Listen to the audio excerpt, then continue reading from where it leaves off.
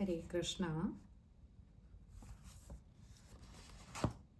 എല്ലാ ദേവീ ഭക്തർക്കും പ്രണാമം. ഇനി നമുക്ക് 11ാമത്തെ ശ്ലോകമാണ്. നിജസല്ലാപമാധുര്യ വിനിർഭത്സിത കച്ഛപി മന്ദസ്മിത പ്രഭാപൂരമജ്ജത് കാമേശമാനസ. പദങ്ങൾ നോക്കാം. നിജസല്ലാപമാധുര്യ വിനിർഭത്സിത കച്ഛപി. കച്ഛപി എന്ന് പറയുന്നത് സരസ്വതി ദേവിയുടെ വീണയുടെ പേരാണ്. നിജസല്ലാപമാധുര്യ,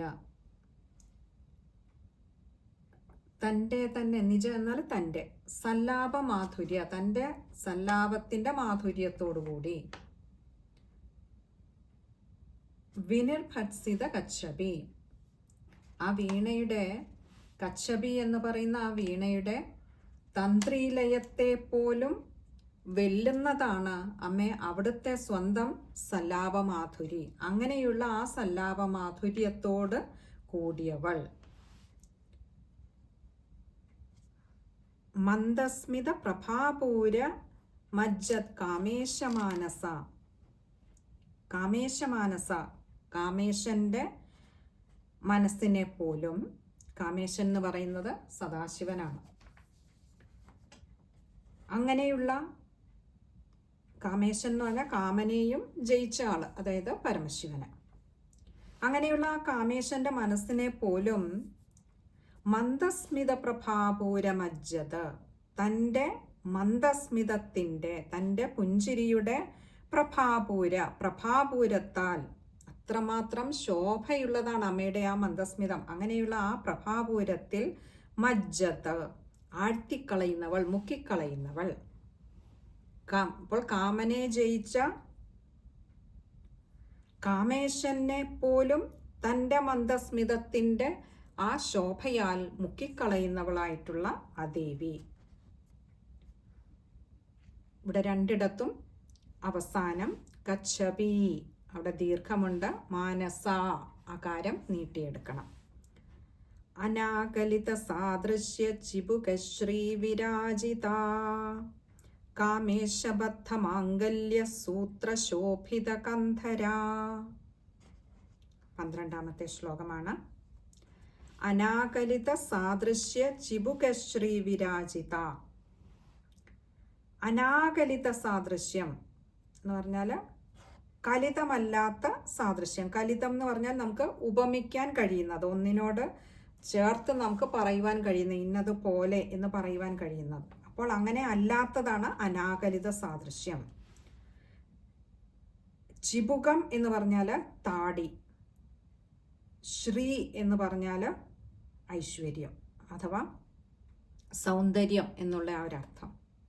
അപ്പോൾ അനാകലിത സാദൃശ്യം, ഒന്നിനോടും ഉപമിക്കുവാൻ കഴിയാത്ത വിധത്തിൽ അത്രമാത്രം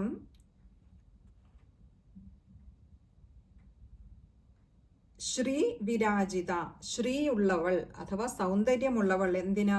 ചിബുക ശ്രീ, താടിക്ക് അത്രമാത്രം സൗന്ദര്യമുള്ളവളായി വിരാജിത, ശോഭിക്കുന്നവൾ. ഇവിടെ ചില ഗ്രന്ഥങ്ങളിൽ ചിബുക എന്നും ചുബുക എന്നും പാഠഭേദം കാണാം. പക്ഷെ അർത്ഥഭേദമില്ല എന്നറിയുക. രണ്ടിനും ഒരേ അർത്ഥം തന്നെയാണ്. ചിബുകം എന്ന് പറഞ്ഞാലും ചുബുകം എന്ന് പറഞ്ഞാലും താടി എന്നാണ്. അടുത്തത് കാമേശബദ്ധ മാംഗല്യ സൂത്ര ശോഭിത കാമേശബദ്ധ മാംഗല്യ സൂത്ര ശോഭിത കന്ധര. കാമേശബദ്ധ, കാമേശനാൽ ബന്ധിക്കപ്പെട്ട, കെട്ടിയ, മാംഗല്യസൂത്ര, മംഗല്യസൂത്രത്താൽ, ശോഭിത കന്ധര, ശോഭിത എന്ന് പറഞ്ഞാൽ ശോഭിക്കുന്ന, കന്ധര, കന്ധരം എന്ന് പറഞ്ഞാൽ കഴുത്ത്. അപ്പോൾ കാമേശനാൽ ബന്ധിക്കപ്പെട്ട ആ മംഗല്യസൂത്രത്താൽ ശോഭിക്കപ്പെടുന്ന കണ്ഠത്തോടു കൂടിയവൾ. ഇനി അടുത്തത് 13ാമത്തെ ശ്ലോകമാണ്. കനകാംഗത കേയൂര കമനീയ ഭുജാൻവിത രത്നഗ്രൈവേയ ചിന്താകലോല മുക്താഫലാൻവിത.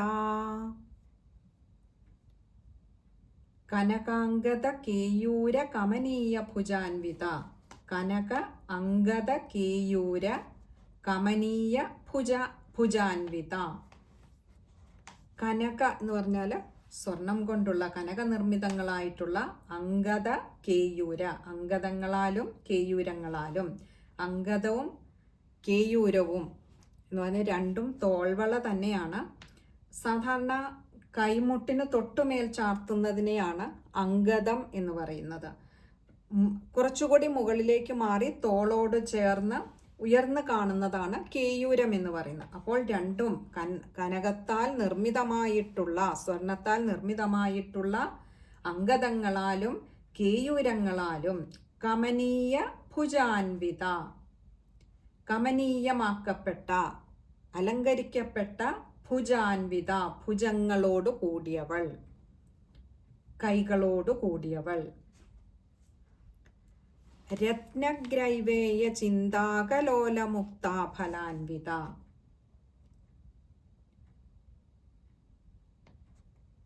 രത്നഗ്രൈവേയം, ഗ്രൈവേയം എന്ന് പറഞ്ഞാൽ ഈ കണ്ഠശരം എന്ന് പറയുന്ന ഒരു ആഭരണമാണ്. മാല തന്നെ അത് കുറച്ചുകൂടി ഞാൻ ചേർന്ന് കിടക്കുന്നത്, അതുകൊണ്ടാണ് കണ്ഠശരം എന്ന് പറയുന്നത്. അതിലെ മുത്തുകളൊക്കെ ഇങ്ങനെ ഇളകിത്തുടിക്കുന്നതാണ്. അപ്പോൾ ആ ഇളകിത്തുടിക്കുന്ന ആ മുത്തുകളുടെ ഒരു തിളക്കം തന്നെ കണ്ഠത്തിന് കൂടുതൽ മാറ്റുകൂട്ടുന്നതാണ്. അങ്ങനെയുള്ള ആ മാലയാണ് ഗ്രൈവേയം എന്ന് പറയുന്നത്. രത്നഗ്രൈവേയം, അപ്പോൾ രത്നഖചിതമായിട്ടുള്ള ആ കണ്ഠശരം എന്ന മാല ചാർത്തിയ ചിന്താകം ലോലമുക്താഫലം.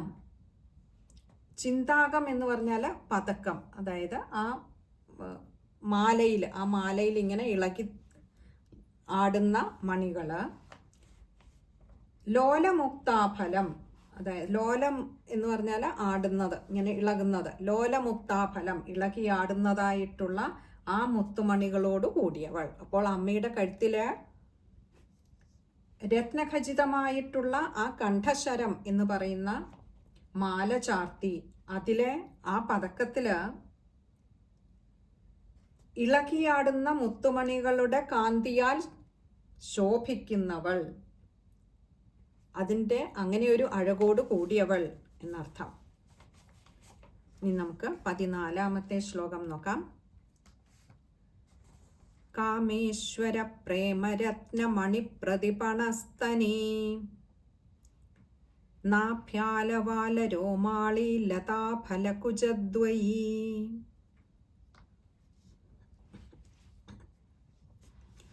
കാമേശ്വര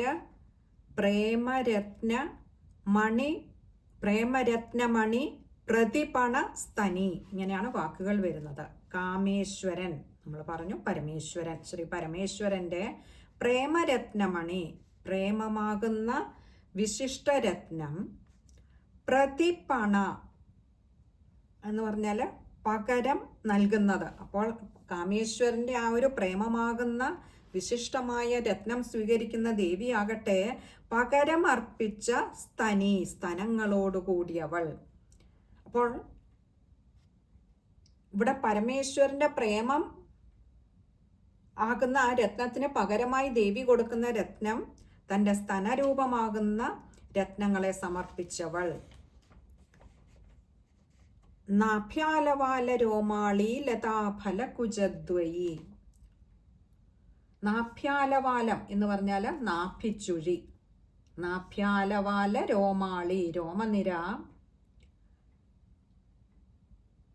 അങ്ങനെ നാഭിയാകുന്ന ചുഴിയിൽ നിന്നും, ആ നാഭീതടത്തിൽ നിന്നും വളർന്നുയർന്ന നേർത്ത ആ ഒരു രോമരാജിയാകുന്ന ലതാഫലകുജദ്വയി, ലതയിൽ കായ്ച്ച കനികളാകുന്ന കുജദ്വയി, കുജം എന്നാൽ സ്തനങ്ങൾ, ദ്വയി രണ്ട്, ആ രണ്ട് സ്തനങ്ങളോട് കൂടിയവൾ.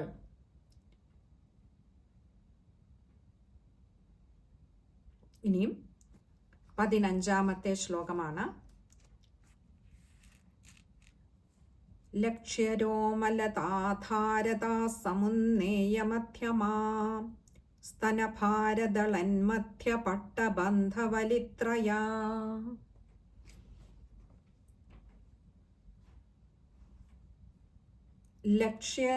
ലക്ഷ്യരോമ ലതാധാരതാ സമുന്നേയ മധ്യമ. ലക്ഷ്യം എന്ന് പറഞ്ഞാൽ കാണപ്പെടുന്നതായിട്ടുള്ളതിനെയാണ് ലക്ഷ്യം എന്ന് പറയുന്നത്. ലതാധാരത, രോമലതയ്ക്ക് ആധാരമായത്. സമുന്നേയ മധ്യമ, ഉന്നേയം എന്ന് പറഞ്ഞാൽ നമുക്ക് ഊഹിക്കാൻ കഴിയുന്നതിനെയാണ് ഉന്നേയം എന്ന് പറയുന്നത്.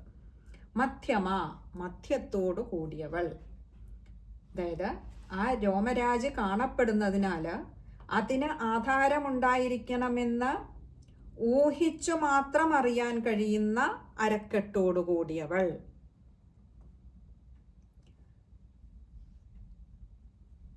ഇവിടെ മറ്റൊരു തരത്തിൽ പറഞ്ഞാൽ ഇത് അല്പം കാവ്യ ഭാഷയിൽ രചിച്ചിരിക്കുന്നത് കൊണ്ടാണ്. ഇതിന്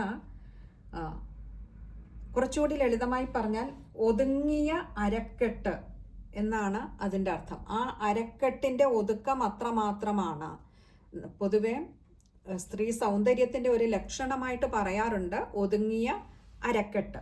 ഇവിടെ ദേവി സൗന്ദര്യത്തിൻ്റെ ആ ഒരു മൂർത്തിമത് ഭാവമാണ്. അതുകൊണ്ട് തന്നെ ദേവിയുടെ സൗന്ദര്യം വർണ്ണിക്കുമ്പോൾ അമ്മയുടെ അംഗോപാംഗങ്ങളെ വർണ്ണിക്കുന്നത് സൗന്ദര്യം അതിൻ്റെ പരിപൂർണതയിൽ വിരാജിക്കുന്നു. അതുകൊണ്ട് ഇവിടെ അതൊരല്പം കാവ്യഭാഷയിൽ പറഞ്ഞതാണ്. ഇപ്പോൾ ഇത് ലക്ഷ്യരോമ ലതാധാരതാ സമുന്നേയ മധ്യമ, ഒതുങ്ങിയ അരക്കെട്ടോട് കൂടിയവൾ. അടുത്തത് സ്തനഭാരദളൻ മധ്യപട്ട ബന്ധവലിത്രയ. സ്തനഭാരദളൻ മധ്യ പട്ടബന്ധവലിത്രയ, സ്തനങ്ങളുടെ ഭാരത്താൽ ദളത്തായ, ദളൻ എന്ന് പറഞ്ഞാൽ ഇങ്ങനെ ഒടിഞ്ഞു വീഴാൻ പോകുന്നതായിട്ടുള്ള മധ്യ, ആ മധ്യഭാഗത്തിന്, അതായത് ആ വയറിന് പട്ടബന്ധ വലിത്രയ, പട്ടബന്ധം കെട്ടിയ മട്ടിലുള്ള എന്ന് പറഞ്ഞാൽ നമ്മൾ അയ്യപ്പസ്വാമിയുടെയൊക്കെ കാര്യം പറയുമ്പം അവിടെ പട്ടബന്ധിതനാണ് എന്ന് പറയാറുണ്ട്. അപ്പോൾ ഇവിടെയും അമ്മയുടെ ആ ഒരു ഉദരഭാഗത്ത് പട്ടബന്ധം കെട്ടിയ മട്ടില് ഉള്ള വലിത്രയ, ത്രിവലിയോടുകൂടിയവൾ എന്ന് പറഞ്ഞാൽ പൊതുവെ നല്ല ഒതുങ്ങിയ വയറുള്ളവർക്ക് 3 ഞൊറിവുകൾ ഉണ്ടാവും എന്ന് പറയാറുണ്ട്. അതൊരു സൗന്ദര്യത്തിന്റെ ലക്ഷണമാണ്. ഇവിടെ അമ്മയുടെ കാര്യം അങ്ങനെയാ പറയാം. അവിടെ ഒരു ദേവിയുടെ ഉദരഭാഗത്തായിട്ട് ആ 3 ഞൊറിവുകൾ നമുക്ക് കാണാനാകുന്നു. അപ്പോൾ ആ അമ്മയുടെ ഉദരഭാഗത്ത് കെട്ടിയിരിക്കുന്ന സ്തനങ്ങളുടെ ഭാരം കൊണ്ട് ഒടിഞ്ഞു വീഴാൻ പോകുന്നെന്ന് തോന്നിപ്പിക്കുന്ന വിധത്തിൽ നിൽക്കുന്ന ശരീരത്തിൽ ആ മധ്യഭാഗത്തിന്, വയറിന് പട്ടബന്ധം കെട്ടിയിട്ടുണ്ട്. അങ്ങനെയുള്ള ആ വയറിൽ 3 വലികൾ, സൗന്ദര്യത്തിന്റെ ലക്ഷണമായിട്ടുള്ള 3 ഒടിവുകൾ, ത്രിവലിയോടുകൂടിയവൾ. ഇനി അടുത്തത് 16ാമത്തെ ശ്ലോകമാണ്. അരുണാരുണ കൗസുംഭ വസ്ത്രഭാസ്വത്കടീതടീ രത്നകിങ്കിണികാരമ്യ രശനാദാമഭൂഷിതാ. അരുണാരുണ കൗസുംഭ വസ്ത്രഭാസ്വത്കടീതടീ. ഭാസ്വത് എന്ന് പറഞ്ഞാൽ തിളങ്ങുന്നത്, ശോഭിക്കുന്നത്. കടീതടം എന്ന് പറഞ്ഞാൽ അരക്കെട്ടാണ്. അപ്പോൾ അരുണാരുണ, അരുണം എന്നാൽ ചുവപ്പ് നിറം.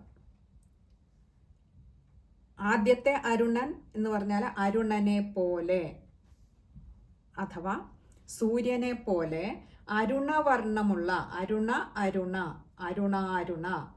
അരുണനെ പോലെ, സൂര്യനെ പോലെ അരുണവർണ്ണമുള്ള, ചുവപ്പ് നിറമുള്ള കൗസുംഭ വസ്ത്ര ഭാസ്വത്കടീതടീ.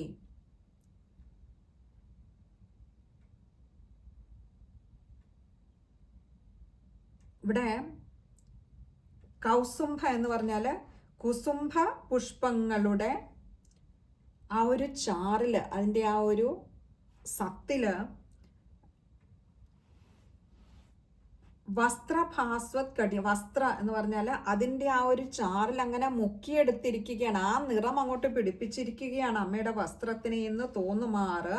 ഭാസ്വത് കടീതടി, കടീതടി നമ്മൾ പറഞ്ഞു അരക്കെട്ട്, അങ്ങനെ വിളങ്ങുന്ന അരക്കെട്ട്. അപ്പോൾ അമ്മയുടെ വസ്ത്രത്തെക്കുറിച്ചാണ് ഇപ്പോൾ പറഞ്ഞത്.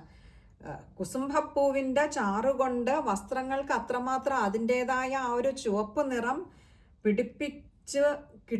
പിടിപ്പിക്കുന്നത് പോലെ, അങ്ങനെയെന്ന് തോന്നുമാറ് അത്ര ഭംഗിയായി ശോഭിക്കുന്ന, അതേപോലെ അരുണനെ പോലെ, സൂര്യനെ പോലെ ചുവപ്പ് രശ്മികളോട് കൂടിയ, ചുവപ്പ് വർണ്ണത്തോടു കൂടിയ വസ്ത്രത്തിൽ ശോഭിക്കുന്നതായിട്ടുള്ള അരക്കെട്ട്, അങ്ങനെയുള്ളവളെ. അങ്ങനെ കടും ചുവപ്പും, പൊതുവെ പറയാറുണ്ട് അമ്മയ്ക്ക് കടും ചുവപ്പും മഞ്ഞയും ഒക്കെയാണ് വസ്ത്രങ്ങൾ ദേവിക്ക് പ്രിയമെന്ന് പറയാറുണ്ട്. മുമ്പ് നമ്മൾ പീതവസ്ത്രം എന്ന് പറഞ്ഞു, ഇവിടെ പറഞ്ഞു അരുണവർണ്ണത്തിലെ വസ്ത്രമാണ് ദേവി ധരിച്ചിരിക്കുന്നത് എന്ന്. അങ്ങനെയുള്ള വസ്ത്രത്തോടു കൂടിയവളും. അപ്പോൾ അമ്മയുടെ പ്രിയപ്പെട്ട വസ്ത്രങ്ങളിലെല്ലാം അമ്മയെ അങ്ങനെ വിശേഷിപ്പിക്കുന്നുണ്ട്. ഇവിടെ ആ അരുണവർണ്ണത്തിലുള്ള വസ്ത്രത്തോട് കൂടി വിരാജിക്കുന്നവൾ. അടുത്തത് പറഞ്ഞത് രത്നകിങ്കിണികാരമ്യ രശന ദാമഭൂഷിത. രത്നകിങ്കിണികാരമ്യ, രത്നം കൊണ്ട്, രശന എന്ന് പറഞ്ഞാൽ അരഞ്ഞാണമാണ്.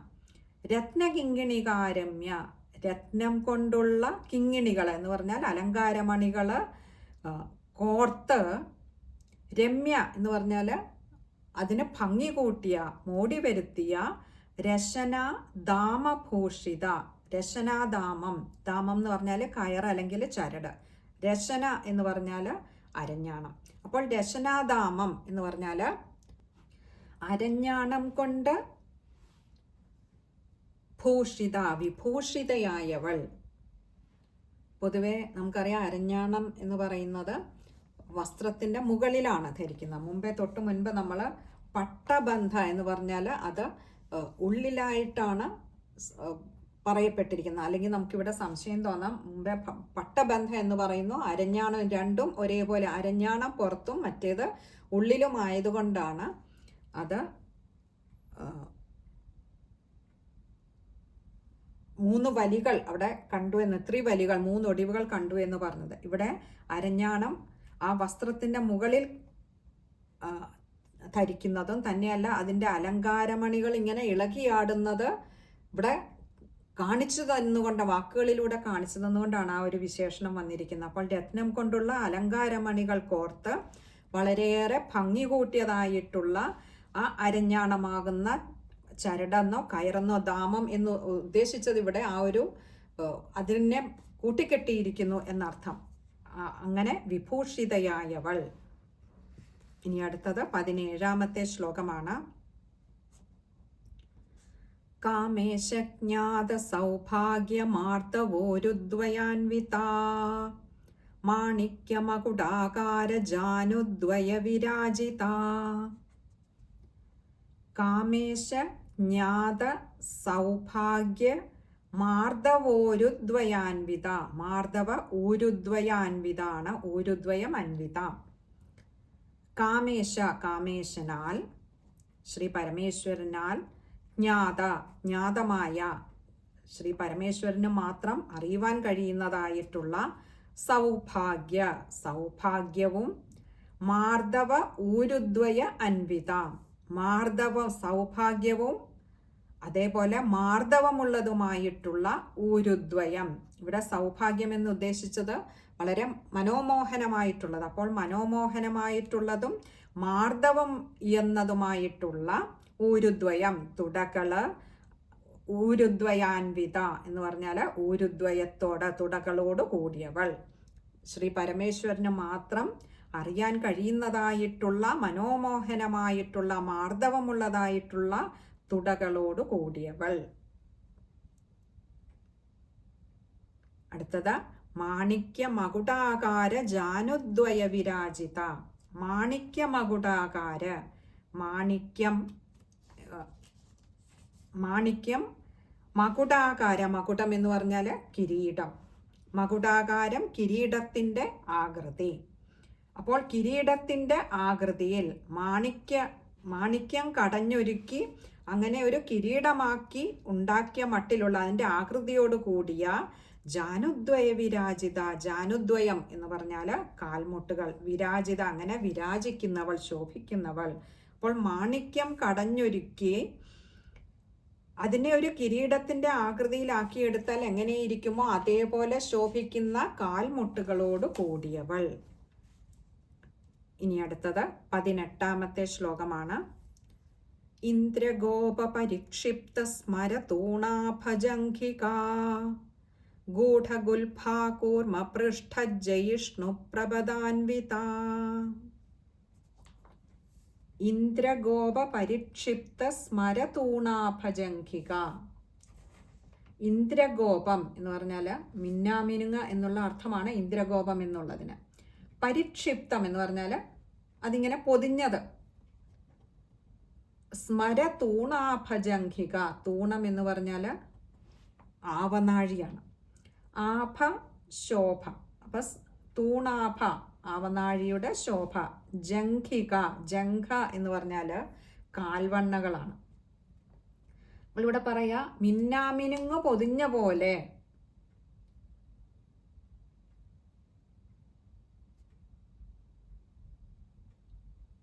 അങ്ങനെ സ്മരൻ്റെ തൂണത്തിൻ്റെ എന്ന് പറഞ്ഞാൽ ഇവിടെ കാമദേവൻ്റെ ആവനാഴിയുടെ, സ്മരൻ എന്നത് കാമദേവൻ എന്നുള്ളതാണ് അർത്ഥം. അങ്ങനെ ആ തൂണത്തിൻ്റെ എന്ന് പറഞ്ഞാൽ ആവനാഴിയുടെ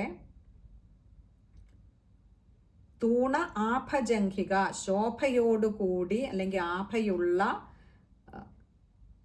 കാൽവണ്ണകളോട്, ജംഘ എന്ന് പറഞ്ഞാൽ ജംഘിക കാൽവണ്ണകളോട് കൂടിയവൾ. അപ്പോൾ മിന്നാമിനുങ്ങ പൊതിഞ്ഞ പോലെയുള്ള കാമദേവന്റെ ആവനാഴിയുടെ ശോഭ പോലെ ശോഭയുള്ള കാൽവണ്ണകളോട് കൂടിയവൾ. ഗൂഢഗുൽഫ, ഗൂഢമായ അല്ലെങ്കിൽ ഒളിപ്പിക്കപ്പെട്ടിട്ടുള്ള ഗുൽഫത്തോട് കൂടിയവൾ. ഗുൽഫ എന്ന് പറഞ്ഞാൽ നെരിയാണി, നമ്മൾ ഉപ്പൂറ്റി എന്നൊക്കെ പറയില്ലേ അത്. അപ്പോൾ അങ്ങനെയുള്ള ഒളിപ്പിക്കപ്പെട്ട എന്ന് പറഞ്ഞാൽ വസ്ത്രം കൊണ്ട് മറയ്ക്കപ്പെട്ടതാണ്. വസ്ത്രം അങ്ങനെ ദേവിയുടെ ആ ഉപ്പൂറ്റിയെ പോലും തഴുകി നിൽക്കുന്നത് കൊണ്ട് ആ ഉപ്പൂറ്റി കാണുവാൻ ഭക്തർക്ക് സാധിക്കാതെ വരുന്നു. വസ്ത്രം അതിനെയും അങ്ങനെ തങ്ങളോട് ചേർത്ത് പൊതിഞ്ഞ് അലങ്കരിച്ച് നിർത്തിയിരിക്കുന്നു.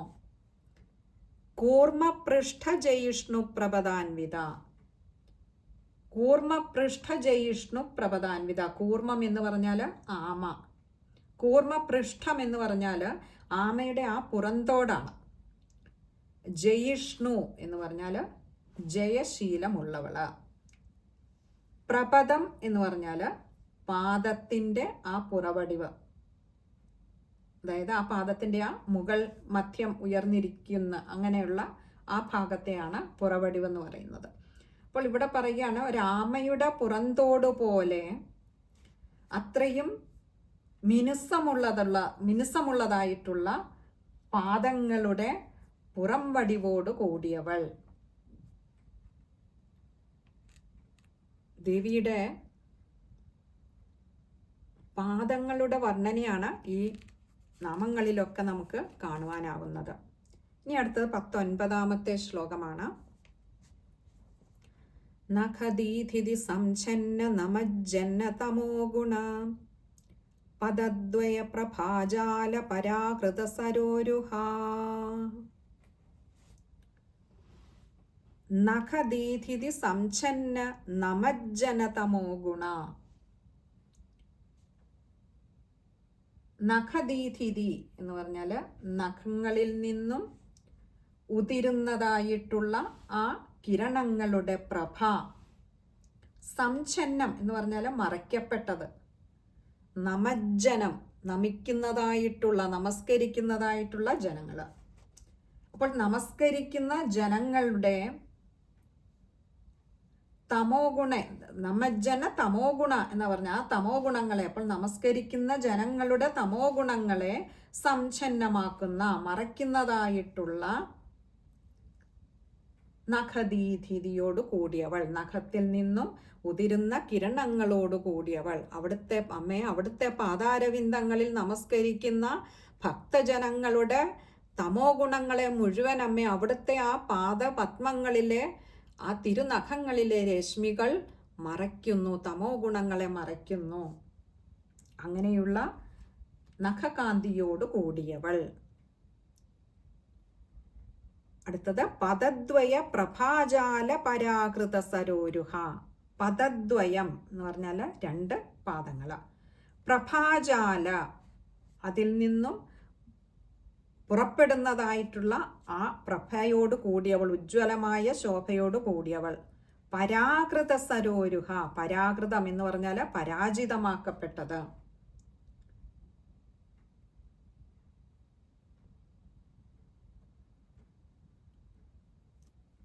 സരോരുഹം എന്ന് പറഞ്ഞാൽ താമരപ്പൂവ്.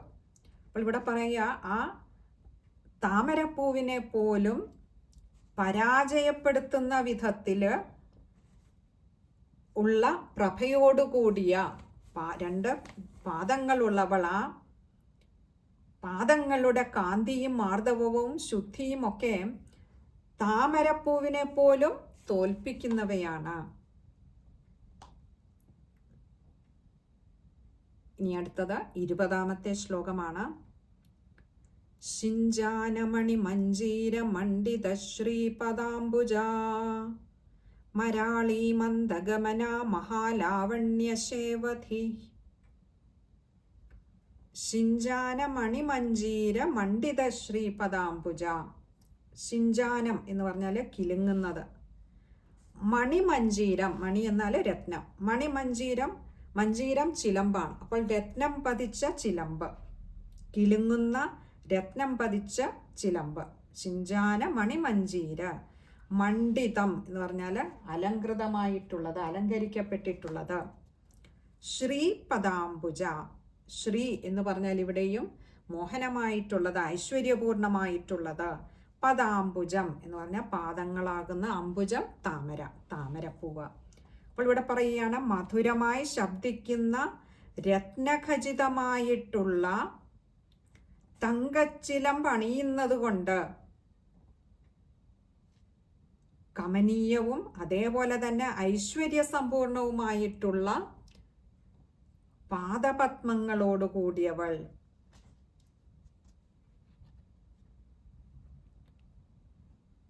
ഇനി അടുത്തത് മരാളി മന്ദഗമന. മന്ദഗമന എന്ന് പറഞ്ഞാൽ പതിയെ പതിയെ നടക്കുന്നവൾ. മരാളി എന്ന് പറഞ്ഞാൽ അരയന്നപ്പിട. അപ്പോൾ അരയന്നപ്പിടയുടെ ഗമനം പോലെ വളരെ മന്ദം മന്ദം സഞ്ചരിക്കുന്നവൾ. അതായത് അമ്മയുടെ ആ പാദചലനങ്ങൾക്ക് മന്ദതയുടെ, വശ്യതയുടെ ഒരു താളമുണ്ട് എന്നർത്ഥം. മഹാലാവണ്യശേവധി. മഹാലാവണ്യ, മഹാ എന്ന് ഉദ്ദേശിച്ച് ഏറ്റവും ഉത്കൃഷ്ടമായിട്ടുള്ള, ശ്രേഷ്ഠമായിട്ടുള്ള ലാവണ്യങ്ങൾക്ക് മുഴുവൻ. ശേവധി എന്ന് പറഞ്ഞാൽ അതിൻ്റെ ഖജനാവ്, നിധി എന്നൊക്കെ അർത്ഥം. അപ്പോൾ അതിന് മുഴുവൻ, ഉത്കൃഷ്ടമായ ലാവണ്യങ്ങൾക്ക് മുഴുവൻ ഇരിപ്പിടമായവൾ.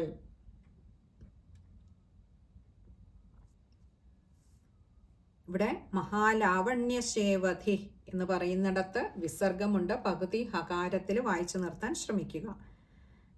ബാക്കി നമ്മൾ മുൻപ് പറഞ്ഞതുപോലെ ഈ എന്നുള്ളത് നീട്ടിയെടുക്കേണ്ടിടത്ത് നീട്ടി തന്നെ എടുക്കുക. അകാരം നീട്ടിയെടുക്കേണ്ടിടത്ത് ശ്രീപദാംബുജ, അവിടെ അകാരം നീട്ടിയെടുക്കേണ്ടതുണ്ട്. അതൊക്കെ വായിക്കുമ്പോൾ ശ്രദ്ധിക്കുക. ഇനി അടുത്തത് 21ാമത്തെ ശ്ലോകമാണ്. അത് അമ്മ അനുഗ്രഹിച്ചാൽ അടുത്ത സത്സംഗത്തിൽ നമുക്ക് കാണാമെന്ന് കരുതുന്നു. ഹരേ കൃഷ്ണ. സർവത്ര ദേവീ നാമസങ്കീർത്തനം. ശ്രീ മഹാദേവ്യൈ നമഃ.